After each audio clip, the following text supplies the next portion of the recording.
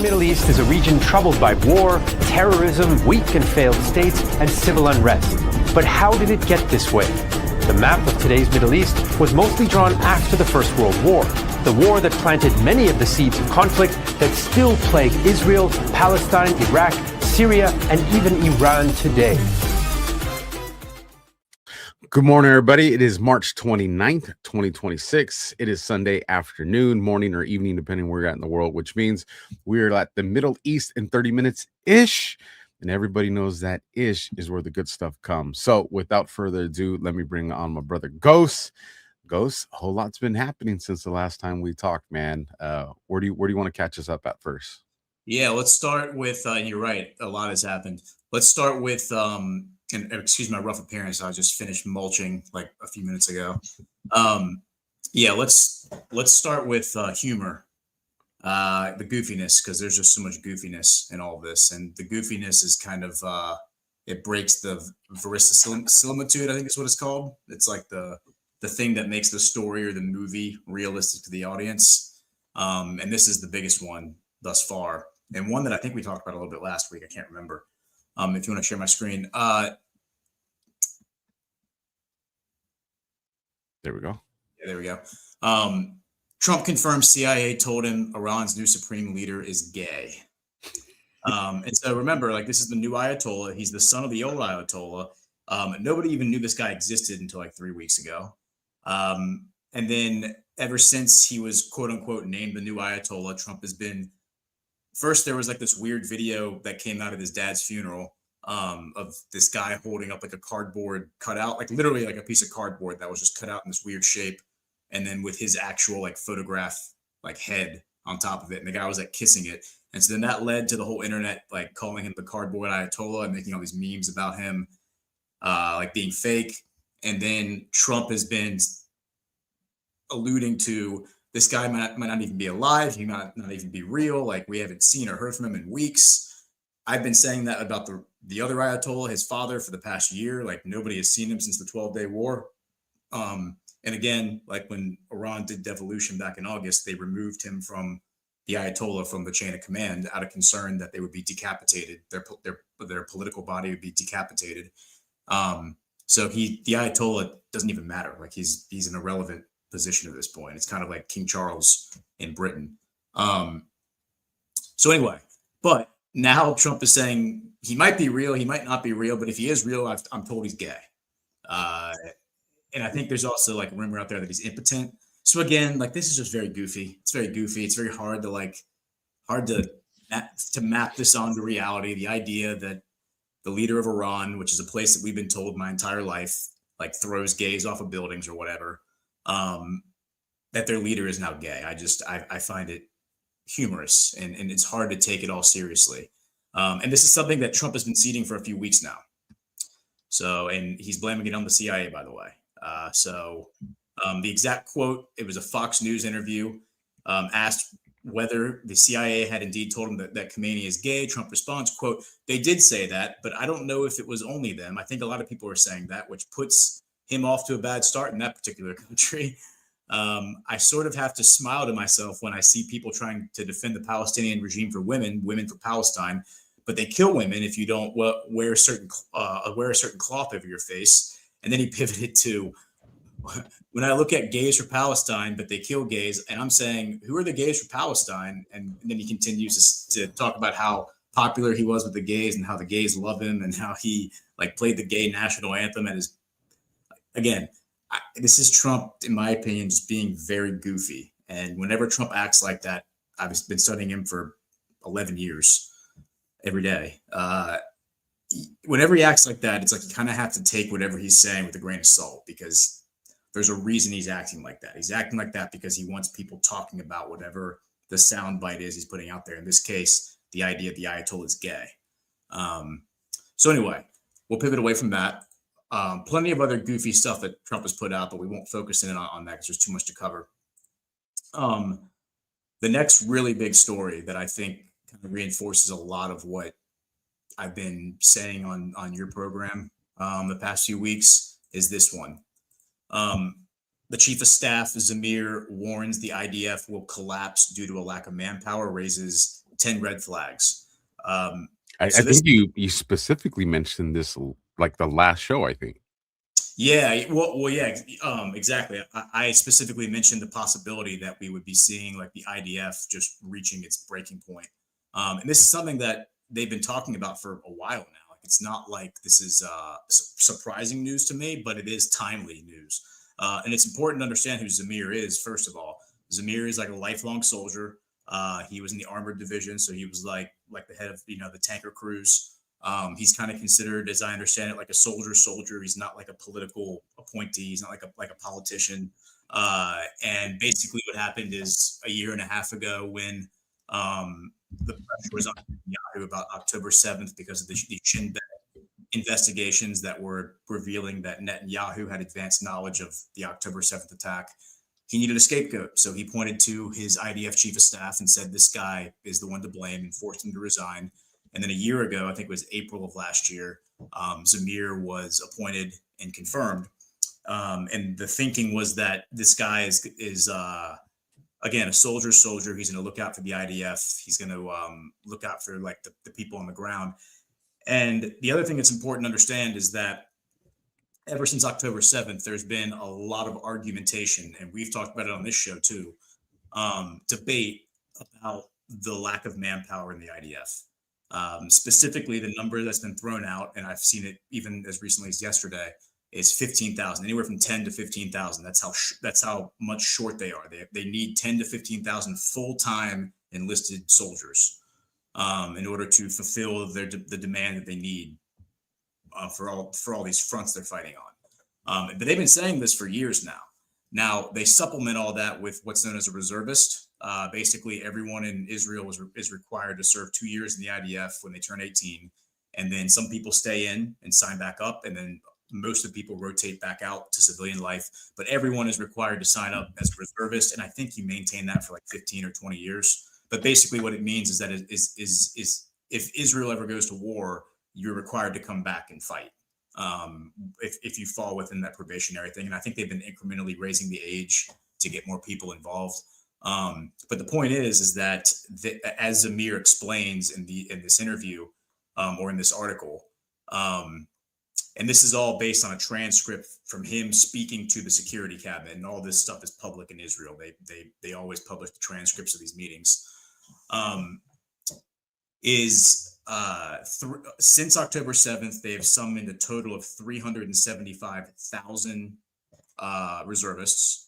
Some of these people, according to Zamir, have served as many as 6 or 7 tours since October 7th. So like one person rotating in and out of civilian life 6 or 7 times. And I'm not quite sure how long a reservist's duty is. I don't know if it's like a month or 3 months, but I imagine it's probably like 6 weeks, something like that. But you can imagine how disruptive that would be to your life. And the other thing that they've been making a big deal of is that in peacetime, the reservists are regularly called up to kind of like, I think like get training and whatever, maybe like every year or two, but you get a 6-month notice. It's like, hey, in 6 months, you have to report for duty for X number of weeks. Now it's like you get a number of days. It's like, hey, you need to report in a few days for duty. And so you can imagine how disruptive that is, like for your job, for your mortgage, for like your childcare. Like, how do you organize all of that in a matter of days, right? Or maybe a few weeks. And so what I've been tracking for about a year now, is the disruption this has had on the Israeli economy, where you have, again, these are people in their 20s, people in their 30s, and maybe even people in their early 40s who are being called up to reservist status. And the net effect is that a lot of these people are business owners. A lot of these people are like employees. So small businesses are just closing because the owner is gone, or they're losing so many employees that they can't operate at full capacity. It's had a really, really adverse effect on the Israeli economy. And I've seen people talk about how the Israeli economy is just spiraling now because of these effects, not to mention the fact that a lot of these people, these reservists who are not full-time soldiers, right? It's not the best. That means you don't have the best and the brightest on their front line. Like, you have people who lack training, right? That's, I think, what leads to a lot of these scandals, a lot of this, civilian death. It's also reportedly leading to like PTSD, like rampantly among the Israeli population, where people are in PTSD therapy and like can't go back to combat. They can't go back to work. So all of these things are happening, right? And Zamir is bringing it to everyone's attention and saying that we are at a breaking point now with the IDF. And on top of that, you now have, and I did mention this a week or two ago. This is from 4 days ago. The Knesset has now given the IDF permission to summon an additional 400,000 reservists, up to 400,000 reservists for Operation Roaring Lion. And again, remember, they've only summoned 375,000 since October 7th, and it's had a huge impact on their society. And now they're saying that they're going to summon up to another 400,000. So we're talking not the 375,000 and then plus 25,000 more. We're talking a full additional complete 400,000. Wow. Yeah. And so apparently this number was at 280,000 as of December. So in December, they had permission to summon an additional 280,000. But for whatever reason, the past 3 months, they've said that's not enough. We need the ability to summon an additional 120,000, 400,000. And so I would assume that this would maybe include some of those people who've already served, right? But the point is that like their demand is rapidly expanding for soldiers, and they still have that demand, that need for the 15,000 like full-time enlisted soldiers, right? Because they don't consider the reservists to be like the full-time guys. So let me ask you this, and I know this calls for speculation. Actually, I'll give you the question, and then I'll read an ad so you can kind of think about what your response will be while I'm doing the ad. Sure.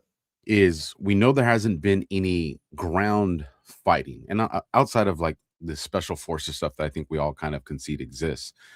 So these numbers aren't because we're losing troops on our end or Israel's losing troops on their end. So I'd like to kind of get your speculation on, is this because they are confident that they're going to get this ground war that they see coming, or is this because they anticipate maybe a ground war is going to be brought towards them? I kind of want to know your idea on why summon up all these physical bodies when there hasn't been a ground war yet. And so while you think about that, I'll bring us back on the screen. Let me read this ad real quick, and then we'll get to your response. Ladies and gentlemen, you know, Rumble has kept myself, Ghost, and so many others a platform to speak on. And so with that, you know, I am going to give them some love. And of course, that barcode disappeared, but you saw it. So here goes, folks. They can freeze your accounts, shut off your cards, lock you out of your own money. Overnight, banks don't protect you, they control you. That's why financial freedom starts with ownership. Introducing Rumble Wallet, a non-custodial wallet built for people who refuse to give up control. With Rumble Wallet, you don't just buy digital currency like Bitcoin and Tether. You can own Tether Gold, real gold on the blockchain. Through Tether Gold, you get direct ownership of physical gold bars, each one fully allocated, verifiable by serial number, purity, and weight. This isn't paper gold. This isn't an IOU. This is real gold without bank vaults, storage fees, or gatekeepers. You can buy, sell, or move it 24 hours a day, 7 days a week, even when traditional gold markets are closed. And if you want, Tether Gold can be redeemed for physical gold. That's power. And when you support creators on Rumble, you can tip them directly using the Rumble Wallet, peer-to-peer and outside the banking system. No permissions, no middlemen, no cancel button. The wallet is yours forever, and you'll see that link in the live chat as well as down in the description if you are somebody that is watching the replay. So with that goes, I'll bring back up your article. And what are your thoughts on that question? Yeah, it's a great question. So as Zamir points out, the IDF chief of staff, it's kind of all the above, but primarily it's the expansion of the war fronts, right? Because we have Operation Roaring Lion obviously has demands, right? Mostly probably Air Force and you know the missile batteries. But as Zamir pointed out, there's two things that have changed.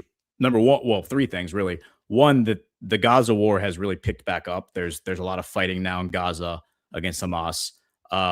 We have here is Defense Minister Katz right here for this from a few days. This is 5 days ago.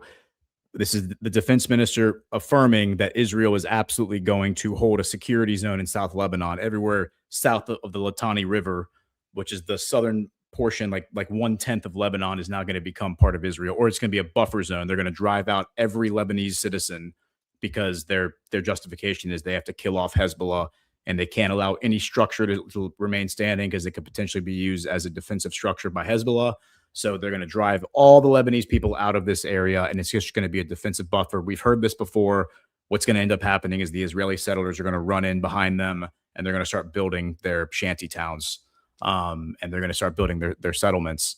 And that leads to the third part is so you obviously need a lot of soldiers for that. Hezbollah is far stronger than they anticipated. They thought Hezbollah had basically been wiped out, and they've learned that Hezbollah is actually like fully prepared for a full-blown war.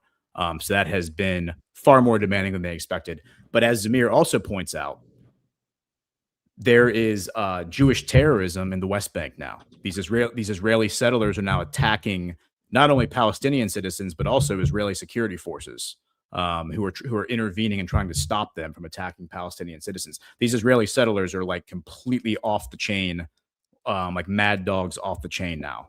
And these are like the most radicalized zealots that you could imagine, who believe that, the land all belongs to them, and really have this really vicious kind of view towards the Palestinians, where the land belongs to them. It's their land. So why are these people still living on it? And they have absolutely no compunction about just exterminating the Palestinian people. So this is now the Israeli IDF leader calling it Jewish terrorism. And that's the term he uses. And he says, we now have to reallocate IDF resources to confront the Jewish terrorism that's now happening in the West Bank. So their war is expanding in all these directions. And then of course, you do have the potential of an Iranian invasion, like boots on the ground in Iran, on the horizon. So they could be potentially preparing for that. But absolutely, like having the IDF in southern Lebanon, that's an enormous demand. Going into the West Bank to deal with the Israeli settlers, and then of course fighting Hamas in Gaza. And then like the IDF is in southern Syria. That we aren't getting a lot of news on that, but Itamar Ben Gvir, who is right here, if I have his, let me make sure. I think it's this one. Yeah, here he is. So here's Itamar Ben Gvir. This is the national security minister, and what his job really is he runs the police force. He's in charge of the police in Israel and in the West Bank. And here he is calling for the death or the assassination of the Syrian president, Jalani. So he says the horrifying, shocking images from Syria prove one thing: once a jihadist, always a jihadist. Whoever murders, trims mustaches, humiliates, harms, rapes, you must not conduct negotiations with them. The only thing that must be done with Jalani is to eliminate him. I love the Druze in the state of Israel. Send them a warm hug and say, we must eliminate the head of the snake. Yeah. So I mean, this is obviously trending towards like a war with Syria now. Like we're probably going to be looking at that soon. So again, like they're overextending themselves. They're stretching themselves very, very thin. I think this is all game theory. This is all like my personal opinion. I kind of saw this coming. I thought this was going to be the case. But you also now have on the political front, Alpha, you have the politicians the knives are now out for Netanyahu. The knives are coming out for Netanyahu because remember, as I said before, his pardon request was denied. He's not getting pardoned. So the only way he's going to stay out of prison for now is he needs to win the public mandate to stay in office for the forthcoming election in October.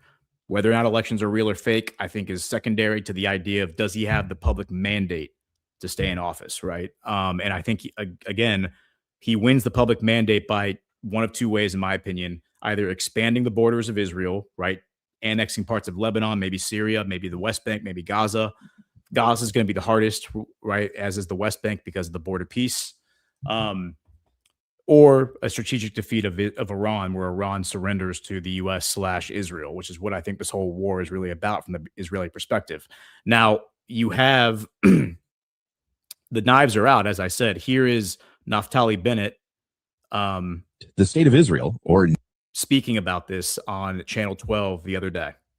at the moment, the state of Israel, or Netanyahu's government, is not winning anywhere. Not in Gaza, not in Lebanon. Nowhere are they winning. They are not winning in Iran either. They don't know how to win there. Look, I'm looking at the facts. They declared victory in Gaza, yet today, there are 30,000 militants there, including Nukba forces, rearming, while Netanyahu's government is allowing hundreds of trucks to enter every day. In Lebanon, they declared that Hezbollah had been pushed back, along with all the bombastic statements. Meanwhile, Hezbollah has already recovered and returned near Kiryat Shmona. So what are we even talking about? And regarding Iran, let's see. What do you mean, let's see? Don't you think there have already been major achievements? The fact that their leader managed to get Trump to strike Iran not once but twice, isn't that a significant achievement? I judge by results. And the result will be determined by one question. Did we achieve our objectives? The main objective is the permanent dismantling of Iran's nuclear program. Today, there are 460 kilograms of enriched uranium. The question is, what happens to that material? Is it removed or not? Will there be an agreement of zero enrichment, yes or no? Will the ballistic missile program be dismantled permanently, yes or no? That is how this should be judged, not by the number of grandiose declarations. So he's not the only one. Like Yair Lapid is out there. A number of other Israeli politicians are out there saying this, like echoing this, boosting the article of Zamir, who is like putting out this warning that the IDF is on the verge of collapse. And they're all blaming Netanyahu. And I think the net effect of this, Alpha, is that it's going to push Netanyahu deeper into war to prove them wrong. Because at this point, if he backs off and he pulls everything back, that's almost like him admitting that these people are right, which is going to make him look weak in the forthcoming election, if that makes sense. I'm tracking. Let me ask you this. Two rumors that I've heard in the back channel that tied into one concept, but just two different points of view on the rumor is, these behind the scenes, there's this agreement that yes, Iran does have this uranium that's above the percentage, right? That it's ready to be weapons grade. Now, the rumor one is that Bibi wants Mossad to be the one to extract that out of Iran. And that would be for their undeclared nuclear weapons program that exists. The other side is because Bibi wants Mossad to extract it, Trump's like, the hell you're not. We are going to take possession of that. It's not going to be in the hands of China. It ain't going to be in the hands of Iran. And it's definitely not going to be in the hands of Israel. And so that this deployment of Marines has something to do with that Trump knows someone's going to take it, and he doesn't want Bibi to have it, and he doesn't want China to have it. But have you heard anything on Bibi wanting Mossad to be the one that takes possession of this uranium? I haven't heard that specifically. I am aware that like Russia a month or two ago, maybe even a few months ago, offered to be the one to take possession of it in order to like mediate the tension with Iran, and that was denied. That like the White House refused that. I have seen, like, I'll just pull this article up because we don't need to talk about it that much. But now, there's going to be a peace negotiation in Pakistan. Pakistan's going to host a peace negotiation, and Iran is seeking for Russia and China to be involved to make sure that this isn't like a deception tactic. So they want China and Russia heavily involved as like intermediaries to make sure that the Americans are not, that we are not deceiving them in this. But that's interesting that Pakistan's hosting this, because Pakistan and Iran are not like historical allies. They have had their issues. But Pakistan, of course, the Pakistani prime minister has been very loyal to Trump. He's been very good friends with Trump. He's been very good friends with MBS, the Saudis. And so that's very relevant. Now, as far as who's going to take possession of the material, that's an interesting question. There's certainly the narrative of gearing up for like a deployment, like boots on the ground. That's the discussion. Somehow we went from like no discussion of boots on the ground, this is just going to be a missile campaign, to now it's like, okay, how many boots on the ground are we going to deploy? And it's like, this is the slippery slope that, George Bush and all them have always did in the past. And it's just kind of funny watching it all play out again. My personal opinion is that this is all narrative. Like a lot of this is narrative, not the whole war, but I'm saying that like a lot of this is just narrative, because my take, and I could be wrong, but my take is that Trump is actually waging a war against Israel, and Iran is just merely the proxy that he's using to fight Israel. That's just my take. I could be wrong. But there's a lot of evidence to suggest that that's what's happening here, because one thing you don't hear Trump talking about ever is like the net effect that this is all having on Israel. He hasn't once even really talked about that. He's talked about all the other countries in the Middle East, but he hasn't really talked about Israel at all. Meanwhile, we have this happening. So this is a mayor from that town that actually Naftali Bennett just mentioned, Kiryat Shimon, I think is what it's called. And there have been a number of mayors that have come out on television, on like Israeli television, and pleaded and been like, we are in dire straits right now because all these towns in northern Israel have been destroyed, purportedly, according to this guy, by Hezbollah. And there's no IDF soldiers up there protecting them. And they're basically just left to their own devices. This guy is crying with tears in his eyes as he speaks. I'm going to read what he says. He says, oh, let me turn that off. How many rounds are we are fighting for our home? We are doing everything we can here, but there is no state behind you here. To succeed, you need a state. You cannot do it alone. You finished Miskath you finished Teshuba, you finished Gadir, you finished everything. Those are three towns have been destroyed. You finished everything already.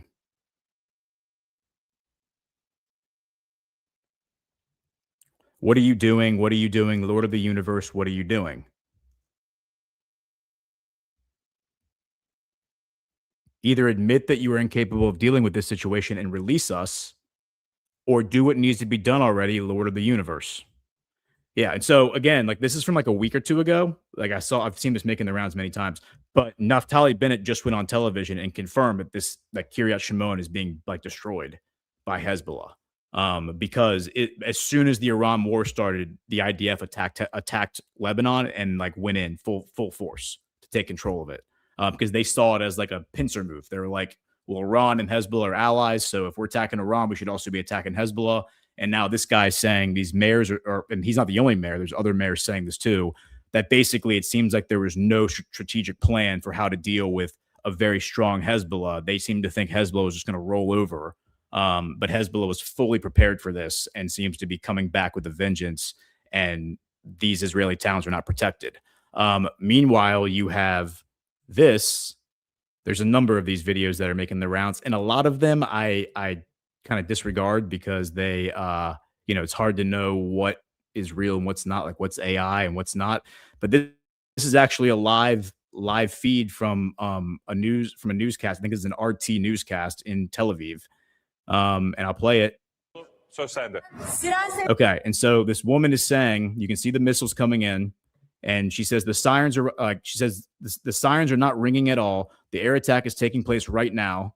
And apparently, like millions of people found out from watching this newscast in Tel Aviv, like, oh my gosh, we're being bombed. And normally they have like hours of advance notice. The sirens go off, people leave their houses, they go into the shelters. But for weeks now, the sirens have not been going off because all these radar towers around the Middle East have been destroyed. And so they have no way of like tracking the missiles. And so she says the air attack is taking place right now with the same time as the sirens. So the sirens like are just starting now as the missiles are coming in. There were maybe seconds between the sound of the sirens. I'm talking about 1 second. I'm talking about 1 second. Sirens are heard. I told my friends they would warn me. First, the call from the phone came to you in a risky area. Then we said, wait until siren sounds ring. Maybe it won't happen. But no sounds of sirens. The translation here is very rough. And once again, we can say that those early warning systems remained at school this night. There may be any attack tonight, but today there is an offensive attack against infrastructure facilities after organized attacks. Let me see what else she says. Under normal conditions, okay, she says under normal conditions, siren sound should take place at least 3 to 4 minutes. It takes about 8 minutes between the sound of sirens and engine,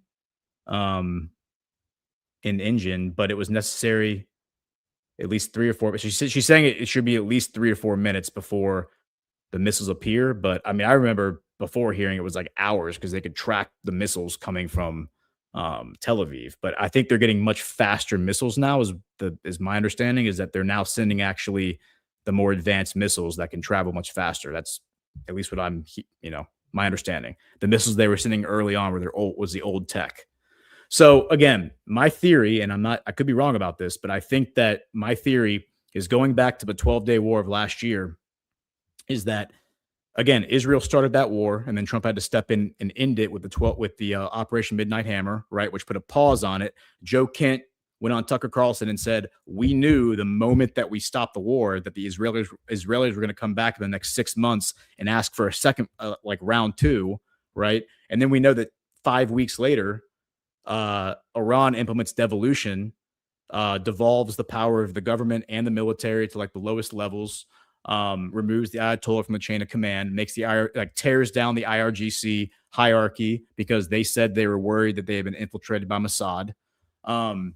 And again, it seems to me what Trump did is he hit the pause button on the war to give Iran time to kind of reorganize and prepare for this.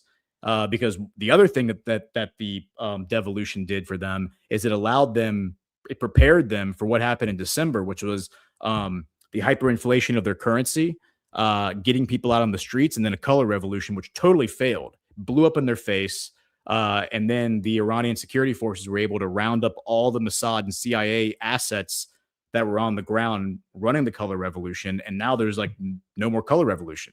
So when they're talking about a regime change not happening anymore, the reason the regime change is not happening anymore is because it was totally thwarted. And one of the things that thwarted it, by the way, was Iran turning off the internet, Elon Musk then giving free Starlink to everyone, and then the Russians purportedly helping the Iranians hack the Starlink to geolocate all of the leaders of this color revolution, track them down, arrest them. So again, it feels to me like the Sovereign Alliance was kind of working together to thwart this. And again, if the question has to be asked, is this actually a war against Iran? Or is this a war against Israel with Iran serving as the proxy? Because I don't know how much damage is actually happening to Iran. I mean, there's lots of stories that are out there, but there seems to be a lot of corroborating reports from news media, from local politicians, mayors, and then from high-level politicians, Naftali Bennett, Yair Lapid, and then the IDF chief, who is a Netanyahu guy, all coming out and saying, raising the red flag and saying, hey guys, we're in a real dire strait here. We're in a real bad situation. And if we don't reverse course right now and figure something else out, our entire military is going to collapse. Because if you stop and you think about, all right, the Greater Israel Project, we know that's a thing. We know the Greater Israel Project is happening. We know that the goal is to take over the entire Middle East from the Nile River in Egypt to the Euphrates River in Iraq, for all of that to become Israel. And we know that the reason that they're now doing this is because Netanyahu was forced out of desperation politically to turn to the most radical zealots, religious zealots in Israel, people who weren't even allowed to serve in the government because they were so radical until 2022, when Netanyahu changed the laws in order to bring these guys back in, and then agreed to appoint them to the highest levels. That would be Itamar Ben-Gvir, Bezalel Smotrich, Israel Katz, the ultra-Orthodox guys who come from the Meir Kahane school of thinking, which is they hate Christians. They view Christians as their existential enemy. And they view Muslims as their existential enemy, of course. And anyone who's not Jewish is basically their enemy. That's how these people view it. And they're Jewish supremacists. And for that reason, they were not allowed to serve in the government until Netanyahu had the law changed in 2022. So they're going full tilt for Greater Israel. That's their plan. And Netanyahu has the knife is at his back, because if he backs down now, he's going to lose his election in October. And as soon as he's out of office, he's going to court for these felony prosecutions. And from what I can tell, at least 2 of them are slam dunks. And each one of those is 5 years in prison. The third one would be 15 years in prison. And at his age, that's a life sentence. So I think he's going full tilt. It's all or nothing now, Greater Israel or bust. And the only way to undermine that, to subvert that, is to basically cause the IDF to collapse, which is what's happening right now. Is the IDF is basically going to bottom out, and you're either going to get a total collapse of their military, or you're going to get like a mutiny because people are sick and tired of being called up as reservists and leaving their life behind. But yeah, I mean, there's a cultural issue in Israel that has to be addressed, where there is a lot of tacit, passive support for greater Israel that I think is not spoken, but is there. And I think the problem from like a practical standpoint is you can't negotiate with that. You can't convince them to back down, because they'll say, like, maybe you can corner them and say, you can't do this. And they'll say, okay, we can't do this. But in 10 years, are they going to try again? In 20 years, are they going to try again? In 30 years, are they going to try again?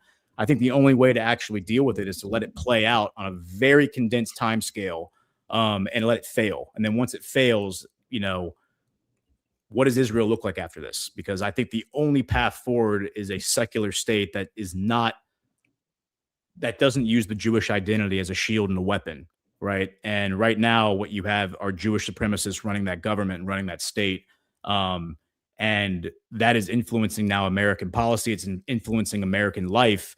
And to that point, you have this full bore attack on Tulsi Gabbard. Like, Laura Loomer is at the tip of the spear of this, along with Mark Levin and the other Mossad media assets, of demanding that Tulsi Gabbard either resign, or that she's actually saying that Trump needs to stop being incompetent and fire her, because she is so subversive and so evil that Trump shouldn't even give her it says right here, if she doesn't condemn what Joe Ken is doing right now out in the public square, then she doesn't even deserve the dignity of resignation. Trump needs to fire her already. And she's basically calling for everyone to put the pressure on Trump to fire Tulsi Gabbard.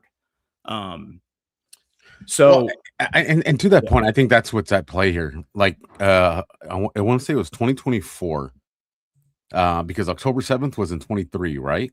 Or was it in 22? October 7th was 23. 23. Okay. So then I want to say in 24, I had wrote an article, and I talked about you're going to see two regime changes. You were going to see the regime change that took place in Iran, but I said you're also going to see a regime take place in Israel. And I think we did see a regime change in Iran. Yeah. But it wasn't the regime change that the globalists have always been doing. You know, like you said, this color revolution exposed Mossad, because this is what I tell everybody in the United States. When you see all these people coming out screaming, you know, let's grab the pitchforks and the torches, I'm like, you realize every grassroots, you know, organization we have in the States has been infiltrated by the globalists. Proud Boys infiltrated. Oath Keepers was infiltrated. 3%ers infiltrated. The parents every organization we have, because they've always had these contingency plans for that, and that exists everywhere in the world with all that's why you always see these revolutions, and you see them drag the government out of their you know, the buildings, and drag them in the street, and they kill them, and they do all these horrific things to them, and then, you know, 18 months later, it's right back to what it was with new faces. And the reason is these people that they thought were grassroots weren't grassroots because of what we saw here in Iran. So when you go and you do the operation the way you articulated here, and you grab those Mossad agents out, well, now you got the civilian portion of the Iranian government that now can run that government without this infiltration that exists. Now, likewise, that also, I believe, exists in Israel. And what you're going to see is this same thing. You're seeing the exposure of that apparatus. And I think you're going to see both of them replaced. My my assessment here is, if anybody thinks we're going to see the name Iran eradicated from the maps, ain't going to happen. But also, if you think that the name Israel is going to be eradicated from the maps, it ain't going to happen. But what we are seeing is the power structure that controls these entities that have created these endless wars, have infiltrated our own government, like you said, with this influence. That's all the stuff that's being pulled out of this, because I think there's a couple more layers that are going to be, that go deeper than just Israel. And I think Trump understands that. And with a lot of these plays out there, I think we say, because you have one side that's, you know, like like Laura Loomer Levin, that are like, we want Tulsi Gabbard, you know, to resign and be fired, right? But if we go back to last year, you had the other side that was screaming the same thing for Pam Bondi and, you know, Kash Patel.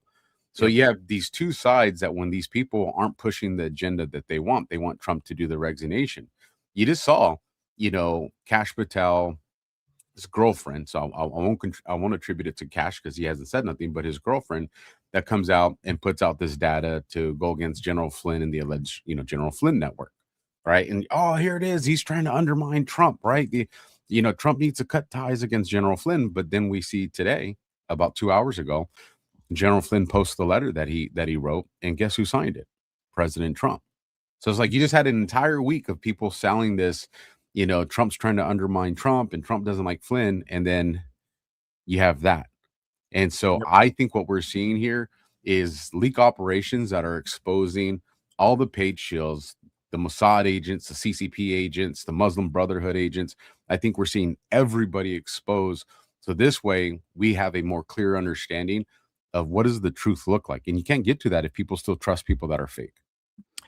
Absolutely agreed. And I know we talk about this at Badlands a lot, but like the friction is good. Like embrace the friction. Like earnest, honest people who like don't know everything. I mean, far from everything, right? I mean, we're just basically reading tea leaves on the internet at this point, right?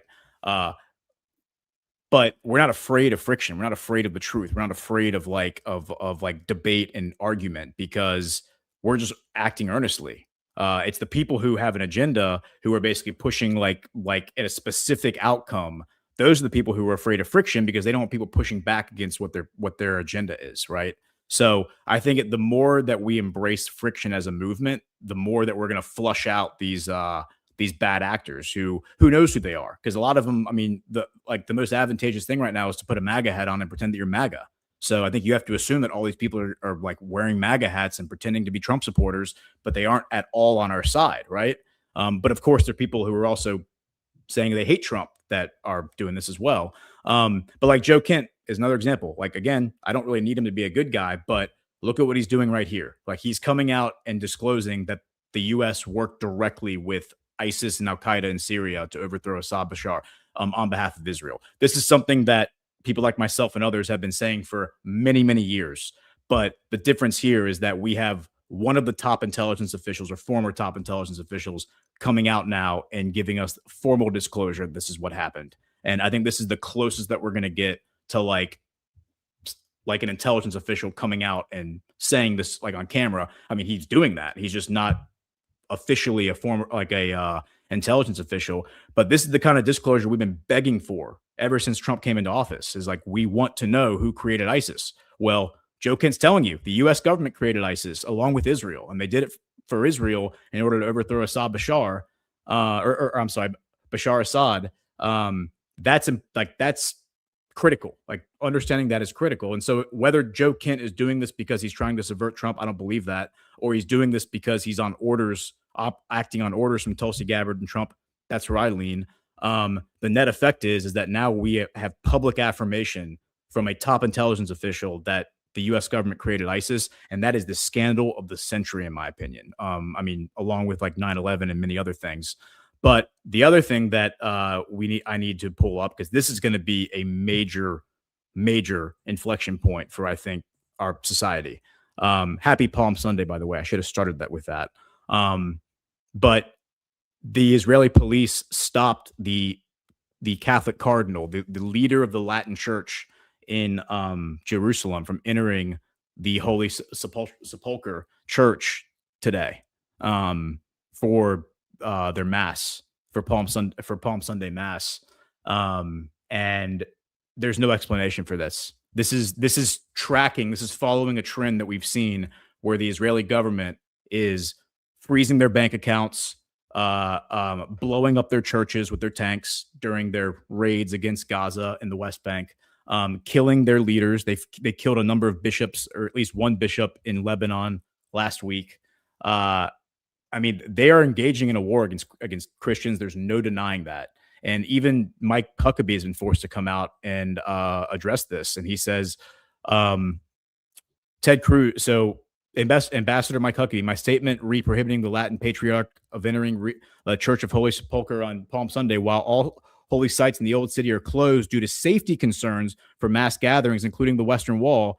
The Church of the Holy Sepulchre and Al-Aqsa Mosque, the action today by the Israeli National Police to deny the cardinal and 3 other priests from entering the church to offer a blessing on Palm Sunday is an unfortunate overreach, already having major repercussions around the world. Home Front Command guidelines restrict any gatherings of 50 people or less. The 4 representatives of the Catholic Church were well below that restriction. Statements from the government of Israel indicate the action to prohibit Cardinal Pizzaballa entry to the Church of the Holy Sepulchre were for safety reasons, but churches, synagogues, and mosques throughout Jerusalem have met with the restrictions of 50 or less. For the patriarch to be barred from entry to the church on Palm Sunday for a private ceremony is difficult to understand or justify. Israel has indicated it will work with the patriarch to accommodate a safe means of carrying out Holy Week activities. And then Ted Cruz, Ambassador Huckabee is correct. This was a mistake by the Israeli police. The security concerns are real, but they should not have prevented the patriarch from entering the Church of the Holy Sepulchre to conduct Palm Sunday blessing. I trust this mistake will be corrected quickly. Again, like this goes back to what that mayor was saying. Like, y'all started something without having a plan. This chaos that they're talking about, the security concerns, are because Israel has started wars with Hezbollah and the Palestinians without having the ability to protect its own citizens. And so the net effect is that you don't get to celebrate Easter in Jerusalem. And by the way, this is the first time this has happened in centuries, meaning that the Muslims never did this. The Muslims, the Ottoman Empire, never did this. They always allowed this guy to walk into the church on Palm Sunday and give his blessing, always, because they understood if they didn't, that would start a holy war. So again, Israel is way out of line here. And I think all of the people who blindly support Israel are basically going to have a come to Jesus moment, literally. Like, which side do you pick? Are you going to sit here and worship a secular government, or are you going to worship Christ?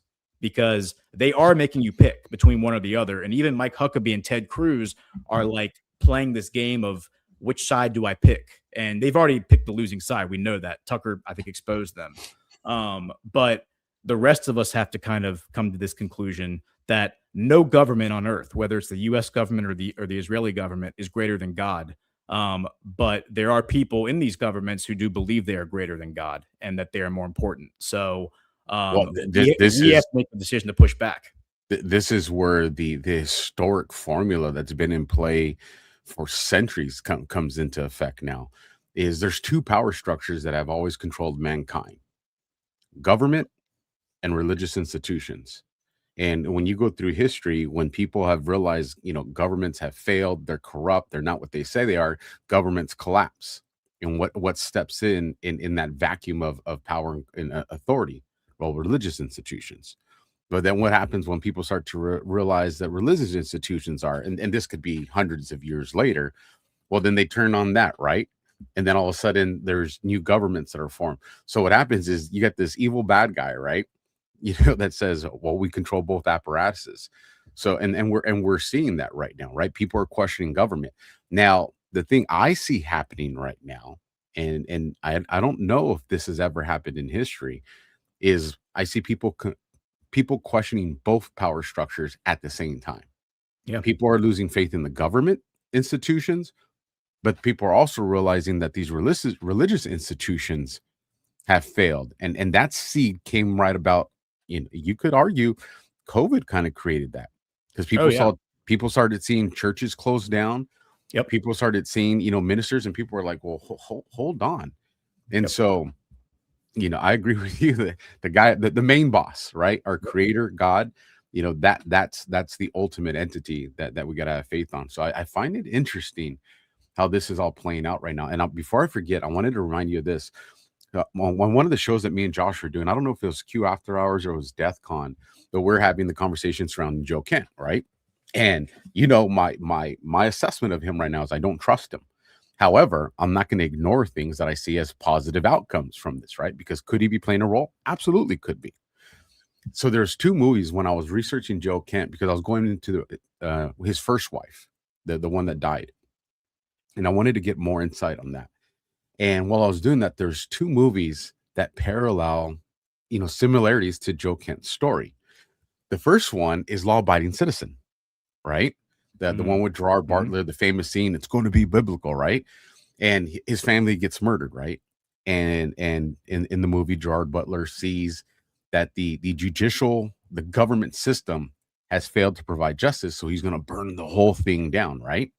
So in that case, Gerard Butler's like the Robin Hood, right? He ain't really doing things that are good, but his intent is, I'm just going to take the whole thing down because it's demonic, right? It's evil. So if Joe Kent's playing that role, this kind of feeds into the situation I have. The guy's out for vengeance, and he's going to take down the whole power structure. But then there was this other movie I came across, and if you haven't seen it, I'll say go watch it. It's from 2025, and it's called The Amateur. This guy, his wife is a cryptologist, like what Joe Kent's original wife was. She gets killed.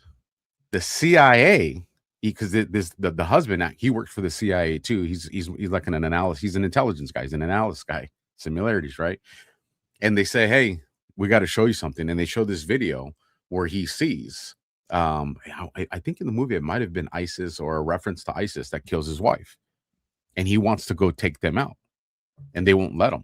So he starts to use his skill set. Now in that case, he's the good guy. It's like in the absence of the government wanting to do things, I'm going to go and target the bad guys, right?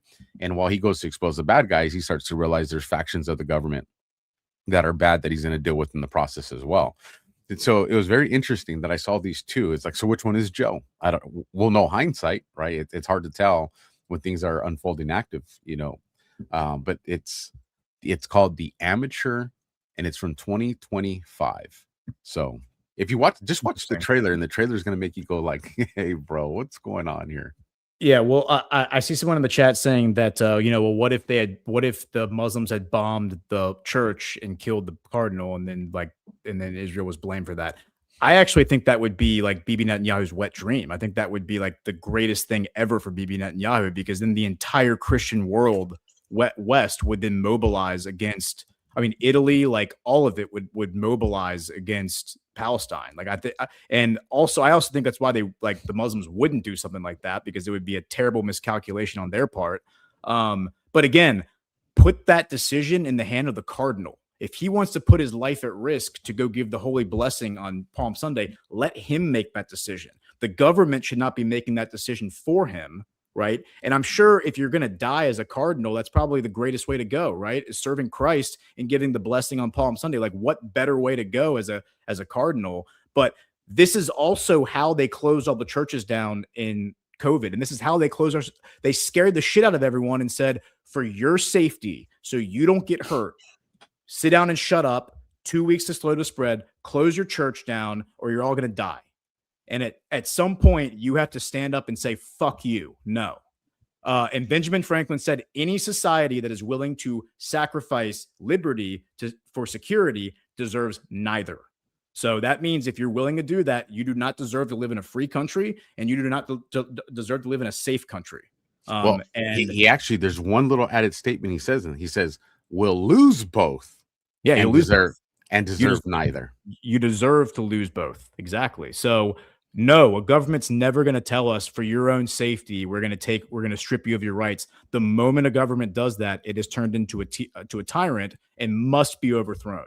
Must. That is written in your founding documents, that the moment your government says that, it has now betrayed its original charter and must be overthrown. It must be replaced. So if we do reach that point, and I feel like we kind of have, back in 2020, we really have to have this discussion as a society. And I think that people are shying away from it because they're afraid of where it may lead us. But the reality is there on the wall. It's like written on the wall. Like they're telling you that they don't respect your God. They don't respect you. They don't respect any of it. And they will lie in order to get more power. So it's hindsight's always 2020. So we can look at the COVID era as what did we actually learn from there? But in addition to that, what did Trump show us as far as his tactical strategy? And it's my assessment that we all know the bad guys have a plan. They wanted world depopulation. They wanted one world government, one world religion. Like, they haven't kept it a secret. Like, I mean, you go to what used to be the Georgia Guidestones, right? That even told us a lot of these things. So then you go back and you look, well, how did Trump deal with something? If you knew that they were going to release, a biological weapon, and there's no way of stopping them, then how do, without going full-blown tyranny, right? Like martial law, full lockdowns, military in our country, then how do you get ahead of it? And what did Trump show us? Operation Warp Speed. It's my assessment here that they were never planning on delivering the COVID jabs to us up front. I think Oh, yeah. this was gonna come towards the tail end of Hillary Clinton's presidency. Once the economy had collapsed, once we were dealing with logistic issues, we saw, the egg farms and all this stuff that was happening. Then all these disease was going to come out at the end when people are extremely sick. This is when they're going to come out and say, hey, look, we got this magic thing that you could just inject into your body and all will be well, right? People will be begging for it. Yeah. Begging for 100%. And what did Trump do? He put it at the front end. And then all of a sudden you had people like Kamala Harris and them saying, we're not going to take it. It created confusion on do I do or don't I? And because of that, in a time of war, you minimize casualty, right? Well, if we understand that Trump operates this way of, okay, if I can't stop you, I have control of the timeline that I can affect. Then if we know that the globalists, the deep state, whatever name people want to give them, want to use this apparatus of a major World War III in the Middle East, right? That drags us into it, that would lead ultimately to the greater expansion of Israel. If that's their intentions and there was nothing that was going to ever make them not do it, then what can Trump do? Well, he could do what he did in COVID. I'm going to launch it earlier when people aren't prepared for it. I'm going to control the timeline. Turn the sub into the path of the torpedo before the torpedo can arm. That's Red October. Hunt for Red October. Yeah. And I think that is the thing we need to realize. I see what he did here. And I think ultimately that's what we're going to find out. Good people, we're going to be like, damn, they were bad. And bad people, we're going to be like, damn, they were good. And, and all that stuff. But friction is good. Friction is good. That's where I would land it. It's just friction is good because who knows who the good guys are and the bad guys are. But friction, I think, will shake all that out. Right. 100% agree, man. Where can people find your work? You got anything coming up this week that you want to let people know about? The second half of the week I will be MIA, so I won't be around. But the first half, I will. I'm the Badlands Media Rumble channel. Also, I will be writing for the Badlands Substack all week, and I'll be the editor for tomorrow's edition. So check out the Badlandsmedia.substack to check out tomorrow's edition of the Badlands News Brief. And then I'll be on shows Monday and Tuesday. And pre-recording one for Thursday. And then really the only show I won't be on is we're canceling Breaking History because we're both going to be busy. And then Friday, I'm not going to be around. So, but other than that, I'll be on my normal shows. There you have it, folks. And the links to follow Ghosts are all down in the description, regardless of what platform you're watching, except on X. X doesn't let us do a description yet, but you'll see all the other links to follow Ghosts on that. So I'm going to read my last ad here on Rumble, if I can get it to work this time, hopefully without losing the QR code like I did here. There we go. All right, parents, real talk for a second. America is about to hit a huge milestone. We're coming up on America's 250th birthday, 250 years of freedom, grit, sacrifice, and the greatest experiment in self-government the world has ever seen. This is the perfect moment to help your kids understand why this country matters, not just fireworks and hot dogs, but the story behind it all. There's a free guide called The Kid's Guide to America's 250th Birthday, and it's honestly a great way to introduce kids to how America began, who the founding fathers were, what they risked, and why the ideas they fought for still matter today. This guide sends kids back to the moment when brave men signed the Declaration of Independence, knowing full well that they were risking their lives for freedom. It breaks it all down in a way kids can actually understand and enjoy without watering it down or turning it into boring schoolwork. If you care about raising kids who know where their country came from and why it's worth preserving, this is something you'll want to grab. And the best part, it's completely free with this special offer. You just need to pay $2 for the shipping and postage. Just head to freeusabirthday.com. That's freeusabirthday.com and the Kid's Guide to America's 250th birthday for your kids today. America's story matters. Make sure the next generation knows it. And so with that, I want to give a shout out to 1791 who became a monthly supporter.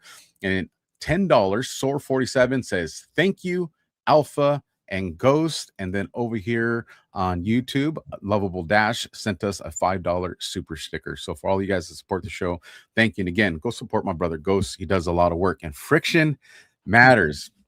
And I saw some people in the audience. I don't remember if it was Rumble or YouTube. Alpha, why do you fall for this? Let me tell you guys something. You may not like some of the perspectives that Ghost has. You may not agree with him, but is it because you don't like what you're hearing? Or is it because you can't formulate a response that discredits what he's saying? And I think this is what's really important. You said friction, and I absolutely think friction is extremely important, but it's also that internal friction. You know, a lot of the accuracy that I have had on my assessments is because I won't lock myself into echo chambers. Yes. You know, Yes. I absolutely know that this guy has his mission is to help America. That's his mission. And a lot of the perspectives I've had is because I do have conversations with people like Ghosts that I don't necessarily agree on with everything, but it's very logical. There's facts to support it. And if I include that in my assessment, then when I adjust my assessment, then I find out I'm more accurate. So what I would tell people is don't just listen to things you feel comfortable with. Listen to things that challenge you. And this is not about who's right and who's wrong. This is about what gets us closer to sovereignty for our country and sovereignty for humanity. Yes. We all have to be willing to piss on our own ego and pride, because if you let ego and pride dictate the path that you go, ultimately, you're going to get it wrong, because you're going to start pushing away everything that doesn't feed your ego and pride. And that's where the information lies to challenge you, to make you more accurate. I don't know if you want to say anything to that, Ghost, and then we'll call it a day. For sure, man. I mean, like red team, right? Isn't that what they call it in the military? Like you red team your own theory. So like I've been doing that for years now. A lot of it is just because like I do shows with people like you and others at Badlands who challenge like my preconceived notions, my bias, my instincts. And then I have to go back and be like, all right, how did I get to this conclusion? All right, it was my gut, but like, do I have supporting evidence? Like, can I actually defend it? Like, red teaming your own theory is how you strengthen your theory. Or maybe you're like, all right, I didn't have that 100%. And here's where the weaknesses are. And this is all about triangulating truth, to your point. Like, who cares about being right? Like, in my experience, the people who are your detractors never come back and like say, oh, you know what? You were right. I was wrong. That never happens. Who cares? Never, bro. Yeah. It never happens. It's all about triangulating truth and cultivating a culture of people who are earnestly seeking truth, as opposed to like trying to push a specific outcome or agenda, which I think is how despotism ultimately forms, is when specific outcomes are sought as opposed to just like truth and moral righteousness. So yeah, with that, I'll just say happy Palm Sunday to everyone. Happy Easter. I won't be around next Sunday, so we won't be able to do a show, but we'll be back 2 weeks from now. So happy Easter, everyone. And you can follow me at Ghost BPH on X. There you have it. And if you want more friction, head over to badlandsmedia.tv and get those GART tickets, because you'll get a lot of friction. Oh, yeah. Good night, God bless, and enjoy your guys' Sunday.